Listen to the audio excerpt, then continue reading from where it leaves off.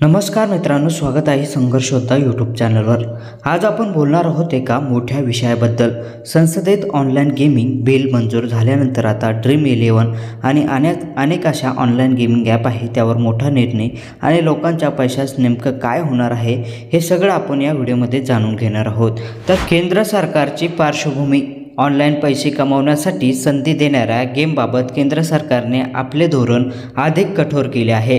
संसदेमध्ये नुकतेच online game प्रचार आणि नियम विधेयक 2025 मंजूर करण्यात आले आहे।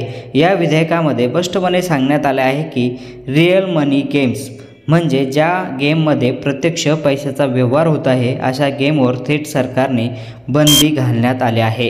तर ड्रीम11चा मोठा निर्णय काय आहे जाणून घेऊया। हे विधेयक पास होताच ड्रीम11 या लोकप्रिय फॅन्टेसी गेम प्लॅटफॉर्मने मोठा निर्णय घेतला आहे। कंपनीने जाहीर केला आहे की आता पे टू प्ले म्हणजेच पैसे भरून खेळ आणि पर्याय कायमस्वरूपी बंद करण्यात आला आहे। त्याचबरोबर त्यांनी आपल्या सर्व युजरला एक स्पष्ट आवाहन केले आहे की तुमच्या खात्यातले सर्व पैसे त्वरित काढून घ्या। कंपनीने सांगितले आहे की तुमचे पैसे कुठेही जाणार नाही, ते सुरक्षित आहे, पण आता हे पैसे तुम्हाला ॲपमधून परत घ्यावे लागणार आहे। तर यामुळे वापरकर्त्यावर काय परिणाम होणार आहे?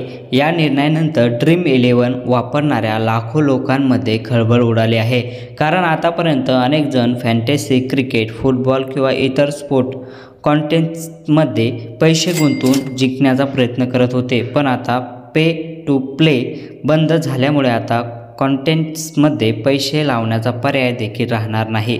कंपनीचा संदेश, ड्रीम11च्या कंपनीने आपल्या अधिकृत संदेश सांगितला आहे की आपल्या फॅन्टेसी स्पोर्टमध्ये पैसे भरून खेळण्याचा पर्याय बंद आहे, मात्र आता तुमच्या खात्यातली रक्कम सुरक्षित आहे।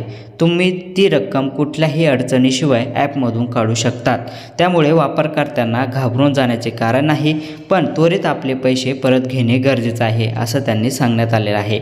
तर विधेयकातील तरतुदी काय आहे जाणून घ्या। आता या विधेयकाबद्दल थोडक्यात जाणून घेऊया। या कायद्याचं नाव आहे ऑनलाईन गेम प्रचार आणि नियम विधेयक 2025। या विधेयकामध्ये रिअल मनी गेम्सवर थेट बंदी घालण्यात आली आहे। फक्त 72 तासाच्या आत लोकसभा आणि राज्यसभा हे विधेयक मंजूर करण्यात आले आहे। आता हे राष्ट्रपती द्रौपदी मुर्मू यांच्या स्वाक्षरीखाली पाठवण्यात आले आहे। सरकारच्या या पावलामुळे ड्रीम11 सोबत MPL आणि पोकरबाजी यासारख्या इतर ॲप्समध्ये मोठा फटका बसणार आहे। शेवटी महत्त्वाचा निष्कर्ष, ऑनलाईन गेमिंगच्या दुनियेत एक मोठा बदल घडला आहे। केंद्र सरकारने ड्रीम11 सारख्या मोठ्या ॲप्समध्ये पे टू प्ले थांबवावा लागणार आहे। आता वापरकर्त्यांनी आपले पैसे त्वरित काढून घ्यायला हवेत असं देखील आवाहन केलं आहे। सरकारच्या या निर्णयाबद्दल तुमचं मत काय आहे? तुम्हाला वाटतंय की अशा रिअल रम्मी गेमवर बंदी घालणे योग्य आहे? तुम्हाला तुमची प्रतिक्रिया या नेमकी काय आहे आम्हाला कमेंट बॉक्समध्ये नक्की कळवा। जरी माहिती तुम्हाला उपयुक्त वाटली असेल तर व्हिडिओला लाईक करा, संघर्ष योद्धा यूट्यूब चॅनलला सबस्क्राईब करून घ्या आणि पुढील व्हिडिओत आणखी एक महत्त्वाचे अपडेट आपण तुमच्यापर्यंत घेऊन येणार आहोत। तोपर्यंत आपला हा व्हिडिओ जास्तीत जास्त लोकांना शेअर करा।